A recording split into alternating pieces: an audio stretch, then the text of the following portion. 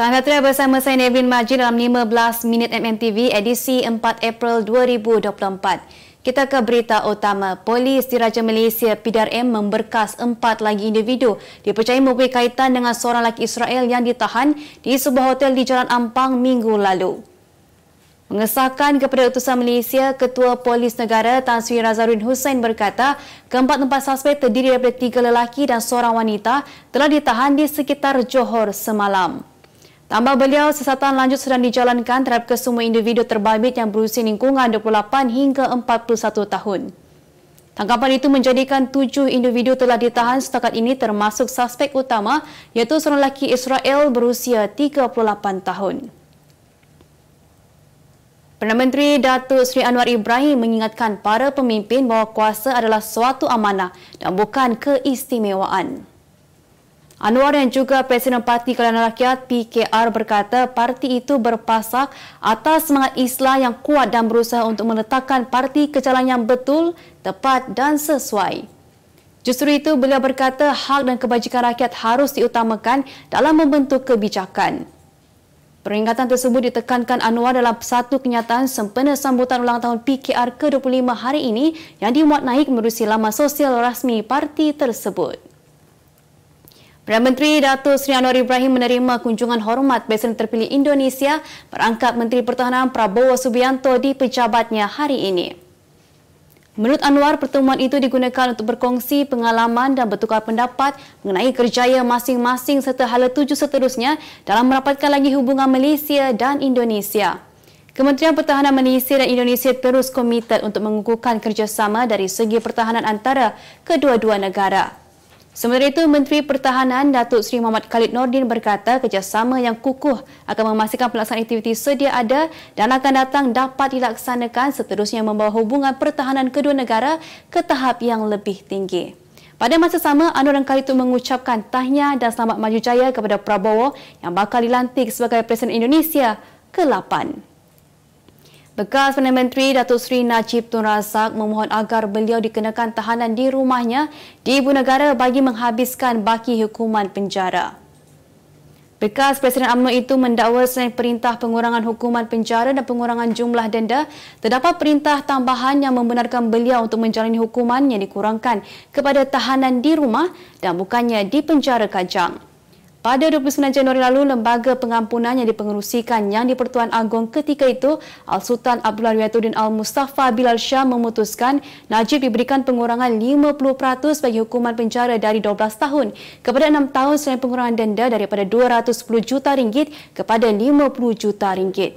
Perkara itu dinyatakan Najib dalam permohonan semakan kehakiman difailkan 1 April lalu di Mahkamah Tinggi Kuala Lumpur.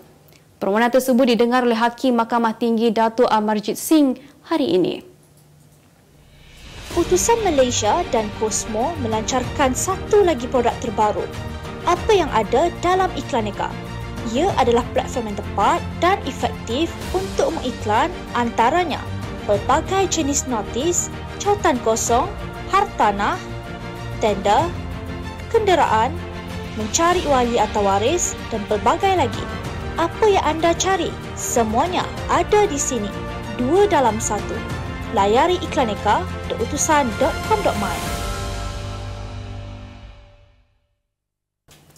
Suruhanjaya Pilihan Raya SPR menetapkan hari pengundian bagi pilihan raya kecil PRK Dewan Undangan Negeri DUN N06 Kuala Kubu Baru Selangor pada 11 Mei depan.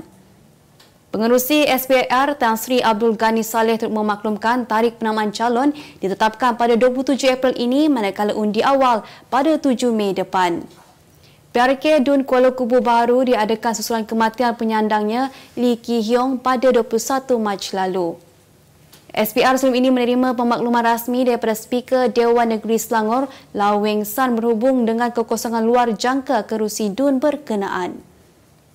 Pelakon Alif Aziz enggan bercerai dengan isterinya Bella Astila selain positif mahu menyelamatkan rumah tangga demi kebajikan 2 orang anaknya. Mengakui melakukan banyak kesilapan, penyanyi kelahiran Singapura itu bagaimanapun merasakan keputusan untuk bercerai tidak boleh dilakukan secara terburu-buru. Alif atau nama lengkap Muhammad Alif Aziz, 33 tahun, meminta orang ramai mendoakan rumah tangganya di samping enggan mengulas mengenai dakwaan sudah 11 kali curang sepanjang berkahwin. Semalam, Bella mendedahkan Alif Aziz pernah memaklumkan untuk mahu bercerai pada 31 Mac lalu selepas habis pengambaran.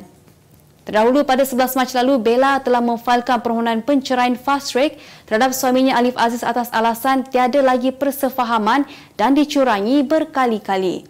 Sebelum ini, rumah tangga mereka menjadi bualan hangat apabila Alif dilaporkan ditangkap khalwat bersama seorang pelakon Ruhainis di sebuah kondominium di Ibu Negara. Berita luar negara, gempa bumi kuat bermagnitud 6.0 menggegarkan rantau Fukushima di timur laut Jepun hari ini, bagaimanapun tiada amaran tsunami dikeluarkan. Agensi Meteorologi Jepun dalam satu kenyataan berkata tiada laporan kerosakan atau kecederaan selepas gempa tersebut berlaku yang terletak pada kedalaman 40 km dengan gegaran turut dirasakan di Tokyo. Pengendali loji nuklear Fukushima, TEPCO, berkata tiada keganjilan dikesan di lojinya dan loji lain dirantau berkenaan. Jepun yang merupakan antara negara paling cenderung dilanda gempa bumi telah melaksanakan dasar reka bentuk bangunan kukuh sebagai persediaan dan langkah berjaga-jaga jika dilanda gegaran paling kuat. Seorang kanak-kanak perempuan di Pattaya, Punjab meninggal dunia kerana keracunan makanan dipercayai selepas makan kek ulang tahun kelahirannya yang ke-10 baru-baru ini. Menurut Dato' Mangsa Harbal Lal, kanak-kanak perempuan yang dikenal sebagai Manvi itu tidur selepas dirayakan oleh keluarganya dalam acara berkenaan. Mangsa sempat meminta air dan mengadu bahawa mulutnya kering selepas bangun daripada tidur. Dia dibawa ke hospital pada keesokan paginya selepas tahap kesihatannya semakin merosot dan disahkan meninggal dunia tidak lama kemudian. Ahli keluarga Mangsa dikatakan turut mengalami simptom yang sama selepas memakan kek yang ditempah secara dalam talian daripada sebuah bakery. Kemas kini pengetahuan anda tentang isu ekonomi dan pasaran. Merangkumi sektor hartanah, perniagaan, keuangan, komoditi, IKS, halal niaga dan dunia korporat. Sentiasa ikuti perkembangan ekonomi semasa di dalam dan luar negara. Semua informasi terkini hanya di hujung jari. Dapatkan edisi ringgit setiap Isnin hanya di Akhbar Utusan Malaysia.